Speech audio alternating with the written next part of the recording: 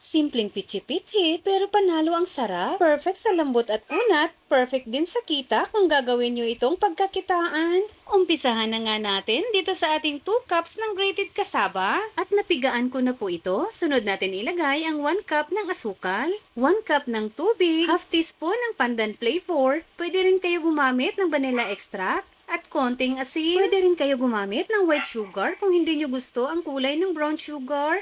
Optional lang po ang paglagay ng lye water. Pwede naman na hindi nyo nalang lagyan. At i-mix-mix lang natin itong mabuti. Gagamit lang tayo dito ng 1/8 cup ng panukat, pero wag masyadong puno. Isa din itong pichi-pichi sa mga paborito ko. Ang lambot kasi kainin.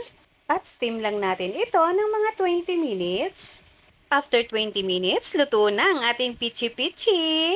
Maghanda lang tayo ng grated coconut, pang-coating lang natin sa ating pichi-pichi. Pwede nyo rin ito haluan ng cheese para mas masarap. Madali lang naman i-unmold itong pichi-pichi, kaya hindi kayo mahihirapan dito. Masarap na at konti lang ang mga sangkap. Kaya hindi mo na kailangan ng malaking puhunan kung gagawin mo itong pangnegosyo. Huwag po kalimutan mag-follow and share. Maraming salamat hanggang sa susunod mga kakusina!